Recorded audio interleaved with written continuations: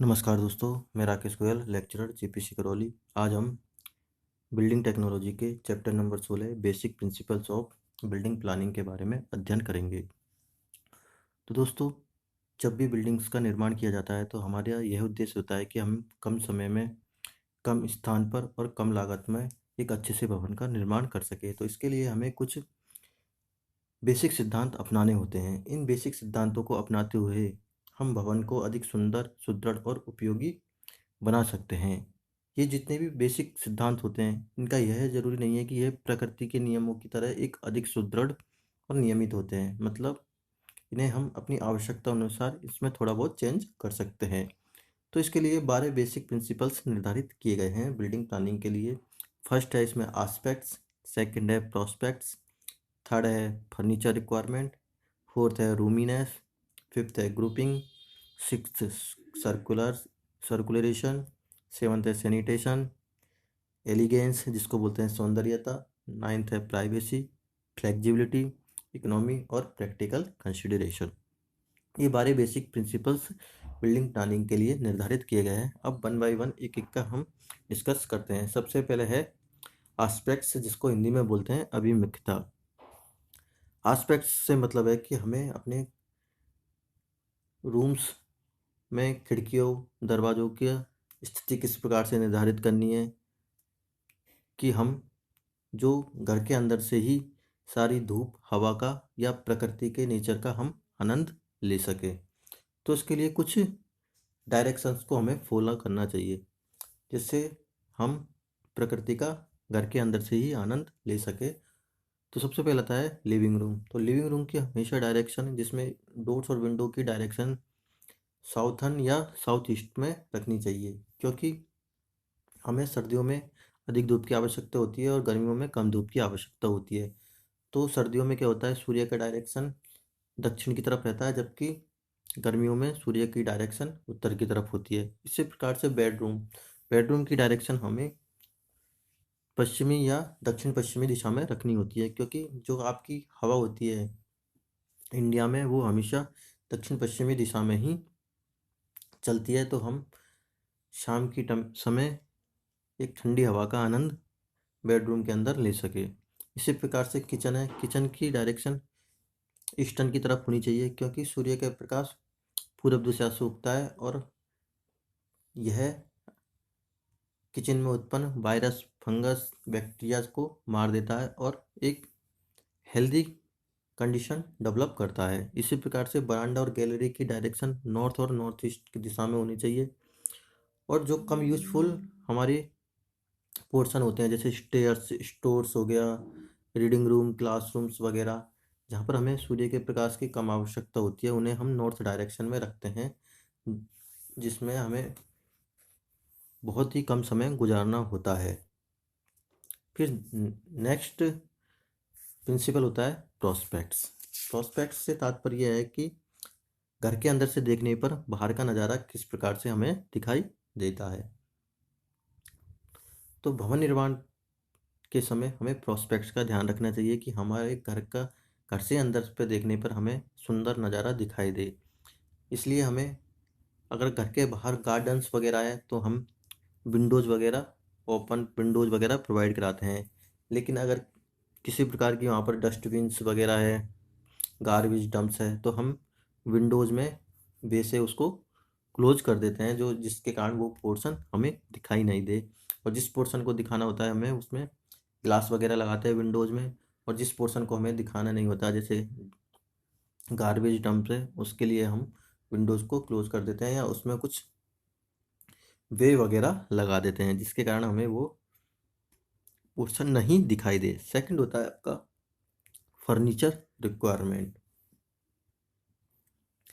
तो फर्नीचर की रिक्वायरमेंट हमें rooms, living room, drawing room, kitchen, classroom, office, laboratory, hospital, इन सब में हमें फर्नीचर की आवश्यकता होती है।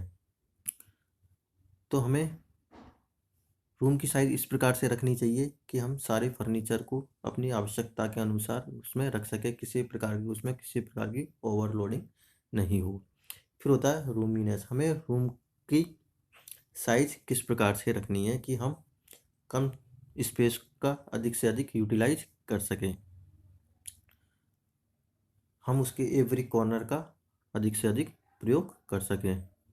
तो इसके लिए हमें ये ध्यान रखना है कि जो आपके रूम है वो रेक्टेंगल होना चाहिए, न कि स्क्वायर, क्योंकि रेक्टेंगल रूम का हम प्रॉपर तरीके से यूटिलाइज कर सकते हैं। रूम की साइज़ जनरली जो अगर रेक्टेंगुलर यूज कर रहे हैं तो उसमें लेंथ और विड्थ का रेशियो 1.2 से 1.5 होना चाहिए, और स्मॉल रूम की हाइट ज़्यादा नहीं होनी चाहिए, क्योंकि उसके कारण वो बहुत छोटा रूम दिखाई देने लग जाता है। नेक्स्ट आता है आपका ग्रुपिंग। ग्रुपिंग से तात्पर्य है कि आपकी जो विभिन्न पार्ट्स यूज कर रहे हैं बिल्डिंग्स में, उनका आपस में कॉम्बिनेशन कैसा होना चाहिए, इसमें आपस में कनेक्टिविटी, विभिन्न पार्ट्सों में कनेक्टिविटी किस प्रकार से होनी चाहिए। तो इसके लिए हमें ग्रुपिंग करते समय यह ध्यान रखना है कि जो आपका डाइनिंग रूम्स होता है वो किचन के समीप होना चाहिए, क्योंकि डाइनिंग रूम में हम खाना वगैरह खाते हैं, अगर वो किचन के पास होगा तो सर्व करने में वगैरह हमें आसानी रहेगी। इसी प्रकार से जो आपका मेन लिविंग रूम होता है उसकी किचन से थोड़ा दूर होना चाहिए, इसके कारण उसमें उस आपका लिविंग रूम है उसमें बैड स्मेल वगैरह नहीं जाए। इसी प्रकार से जो आपके जितने भी एसेज होते हैं, जैसे गलियारे वगैरह होते हैं, उनका मेन बेडरूम से प्राइवेसी नहीं छीननी चाहिए, मतलब उनकी कनेक्टिविटी डायरेक्ट नहीं होनी चाहिए, जिसके कारण उसमें प्राइवेसी वगैरह बनी रहे। इस प्रकार से हमें ग्रुपिंग रखनी होनी चाहिए। मेन बेडरूम्स वगैरह हमें इंडिपेंडेंट रखने चाहिए। फिर आता है आपका सर्कुलेशन। सर्कुलेशन से तात्पर्य है कि आपका एक ही फ्लोर पर विभिन्न रूमों में किस प्रकार से सर्कुलेशन है, और एक ही बिल्डिंग के विभिन्न लेवल्स में या विभिन्न फ्लोर में किस प्रकार से आपका आवागमन है। तो ये दो प्रकार के सर्कुलेशन होते हैं। एक तो होता है हॉरिजॉन्टल सर्कुलेशन, जिसमें आप के एक ही फ्लोर पर विभिन्न रूमों के बीच में कनेक्टिविटी होती है, उस जैसे होता है पैसेज हो गया, कॉरिडोर और हॉल्स। दूसरा होता है आपका वर्टिकल सर्कुलेशन, जिसमें आपके एक ही बिल्डिंग के विभिन्न फ्लोर्स के बीच में आवागमन होता है। इसके लिए होता है आपके स्टेयर्स और लिफ्ट्स। तो हॉरिजॉन्टल सर्कुलेशन हमेशा इंडिपेंडेंट होना चाहिए, शॉर्ट और स्ट्रेट होना चाहिए, ये हमें ध्यान रखना चाहिए, और यह किसी भी रूम की प्राइवेसी को छिन्न नहीं करना चाहिए और प्राइवेसी डिस्टर्ब नहीं होनी चाहिए।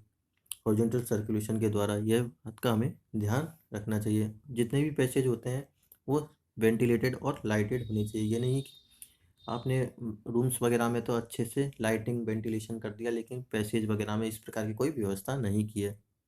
इसी प्रकार से वर्टिकल सर्कुलेशन में भी आपको ध्यान रखना है कि स्टेयर्स वगैरह में आपको वेल लाइटेड और वेंटिलेशन रखना है। फिर आता है आपका सैनिटेशन।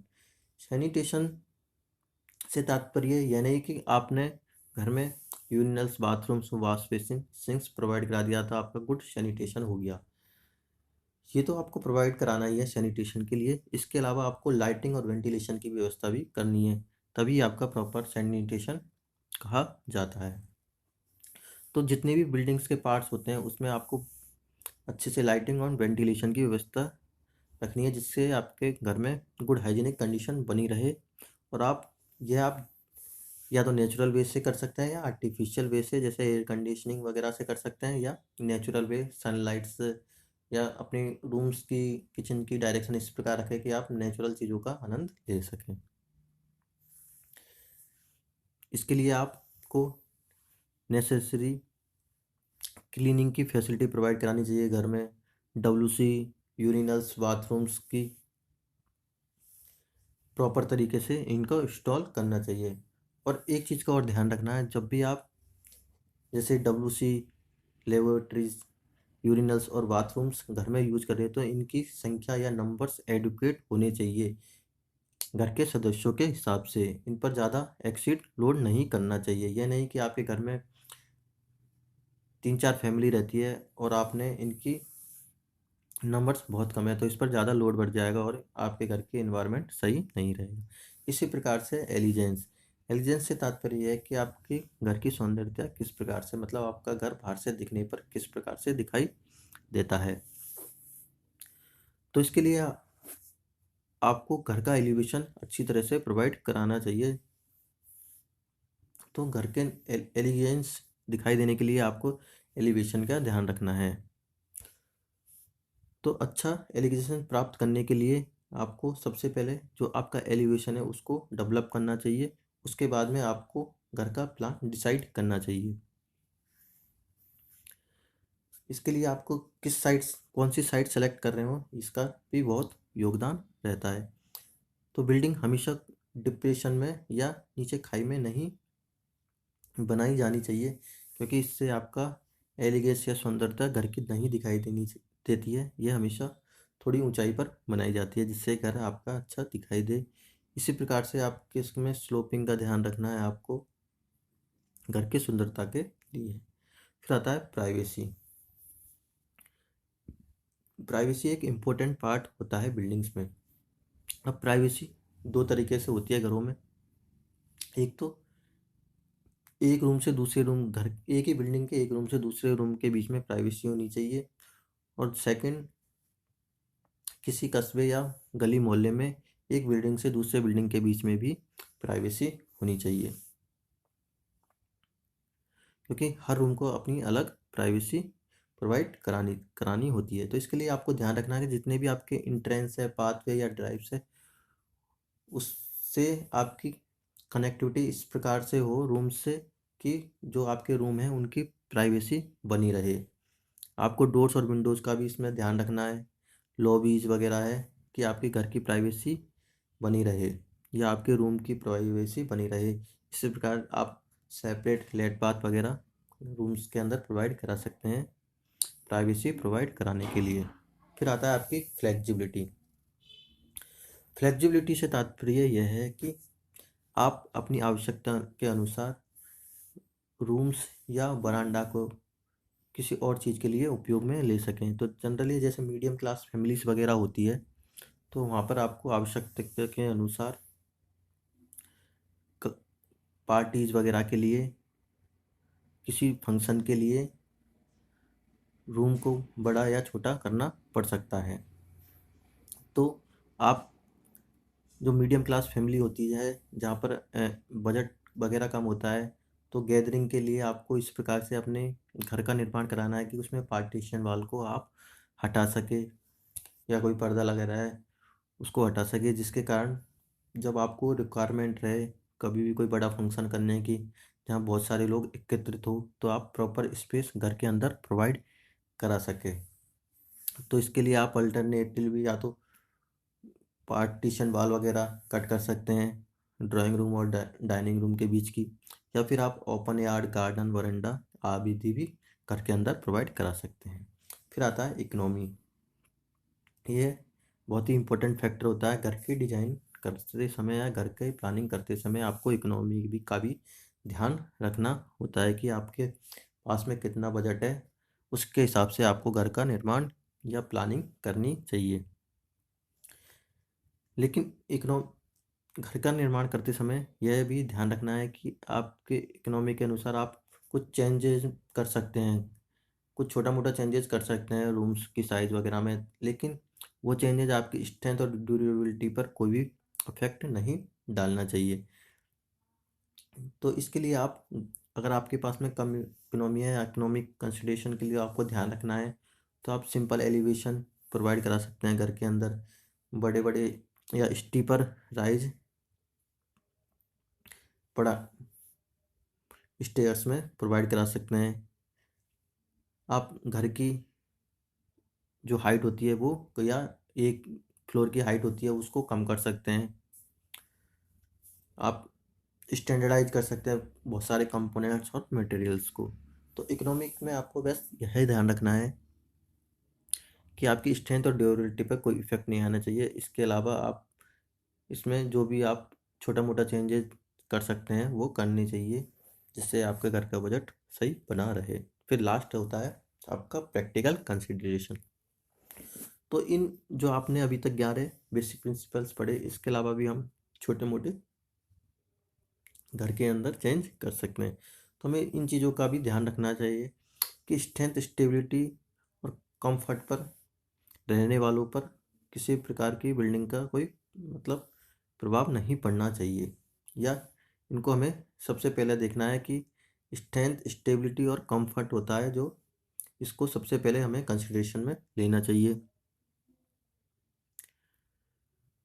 हमें फ्यूचर के एक्सटेंशन का भी ध्यान रखना चाहिए। भविष्य, ये नहीं कि आपने जो बिल्डिंग बनाई है उसकी स्ट्रेंथ अब के हिसाब से, ये अगर आपको बाद में ज़रूरत के हिसाब से उसमें बिल्डिंग की हाइट राइज करनी है या उसमें फ्लोर्स बढ़ाने हैं, तो वो स्ट्रेंथ नहीं ले सके। तो आगे के फ्यूचर के हिसाब से भी आपको प्लानिंग करके चाहिए। फिर आपको जो नेचुरल हजार्डियस कंडीशन है, जैसे अर्थक्वेक, फ्लड, स्टॉर्म, इनका भी ध्यान रखना है। तो बिल्डिंग इतनी स्ट्रांग होनी चाहिए या अर्थक्वेक जोन के हिसाब से बनाई जानी चाहिए कि वो जितने भी इन्वायरमेंटल डेजार्ट होते हैं या इनसे स्ट्रांग, इनमें बिल्डिंग स्ट्रांग रहे और ये सारी चीज़ों को कैपेबल रहे, जितने भी नेचुरल इफेक्ट्स होते हैं उनको कैपेबल रहे रजिस्ट करने में। इसी प्रकार से एलिवेशन सिंपल होना चाहिए अट्रैक्शन की बजाय, क्योंकि अट्रैक्शन कुछ समय के लिए रहता है, लेकिन जो सिंपल होती है बिल्डिंग वो बहुत लंबे समय तक चलती है और बनी रहती है, क्योंकि डिजाइनें टाइम टू टाइम चेंज होती है रहती है, लेकिन सिंपलनेस हमेशा लाइफ टाइम तक चलती रहती है। इसी प्रकार से आपको घर के अंदर बड़े बड़े रूम प्रोवाइड कराने चाहिए, लार्ज साइज के रूम प्रोवाइड कराने चाहिए, क्योंकि लार्ज साइज रूम को तो आप छोटे रूम में परिवर्तित कर सकते हो, लेकिन छोटे रूमों को बड़े रूमों में परिवर्तित करने में बहुत ही कठिनाई का सामना करना पड़ता है। तो इन चीज़ों को आपको जब भी बिल्डिंग बनाए हमेशा ध्यान रखना है। तो यह है आज के हमारे basic principles of the building. Thank you दोस्तों।